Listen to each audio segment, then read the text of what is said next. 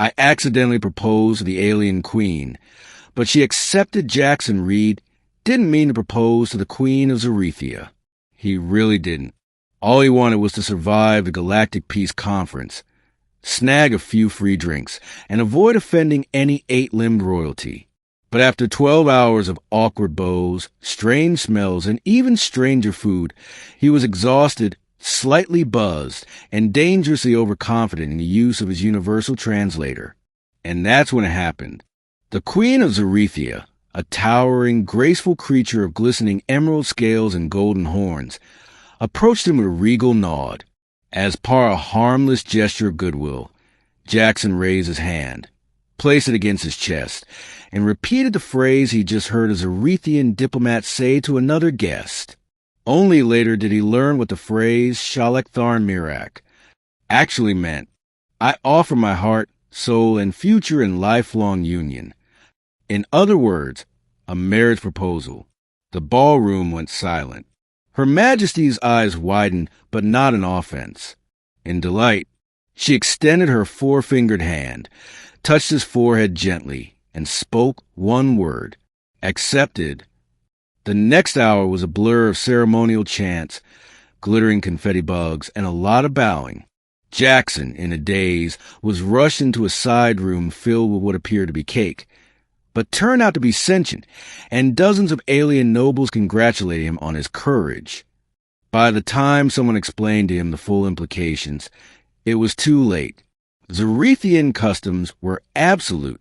No proposal could be retracted without causing intergalactic war, and no accepted proposal could be annulled unless one of the parties died. And so Jackson, junior diplomat from Earth and part-time guitar player, was now royal consort to the alien queen of Zarethia. Day one of married life. Jackson awoke in a bed that pulsed gently like a living jellyfish. The queen was already gone, attending to imperial duties, and he was escorted by two insectoid guards to his official dressing chamber. There, several floating orbs attempted to style his hair, paint his fingernails purple, and offer him advice on appealing mating dances. He refused all of it and tried to call Earth. Unfortunately, Earth was thrilled. "Do you realize what you've done?" His supervisor exclaimed. "You've secured an alliance that our top ambassadors failed to achieve in 20 years. But I didn't mean to propose." "Intentions don't matter, Jackson. Results do. You're a hero." Click. Jackson banged his head against the nearest decorative crystal column and sighed. Day 3. The Queen invited him to accompany her to a planetary dedication ceremony. He sat beside her on a throne made from crystallized meteor shards, while thousands of Zarethians chanted their names in unison. To his surprise, she leaned over and whispered, "You look uncomfortable. Would you like to sneak away for fried grithtails?" He blinked. Sure." She grinned, grabbed his hand, and they teleported mid-ceremony to a tiny food stall on the moon. They ate spicy, crunchy alien snacks while hiding from her advisors.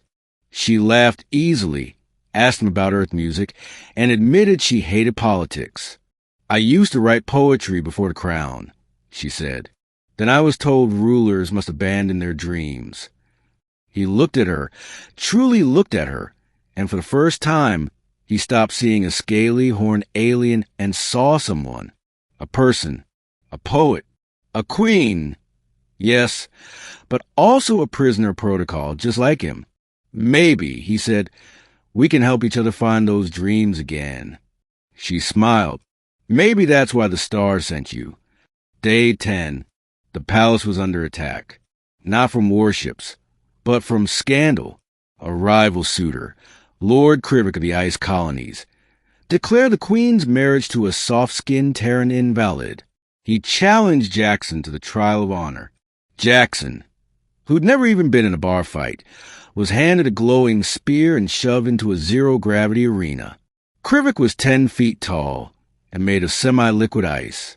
Jackson was very scared, but during the fight, he remembered something: the Queen's poem. One line had described the ice colony's weakness: shatter the calm and the storm breaks. Using his environment, Jackson redirected the heat from the arena's lighting into the air vents, disrupting Krivik's balance. With a lucky strike and maybe a bit of divine mercy, Jackson won. The Queen ran to him afterward, eyes full of pride and something more. Day 20. The Queen asked him, softly, if he still wanted to stay. Jackson looked around the palace. It was still strange, still loud, still full of bugs and politics and ridiculous hair treatments. But it also had her. He took her hand. "I didn't mean to propose," he said, "but I think I mean it now." She laughed.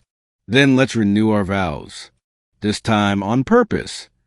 And so, the accidental husband of the alien queen stayed. Together, they ruled. Together, they danced. Together, they wrote new poems of peace. And none of them were mistranslated. Ask ChatGPT.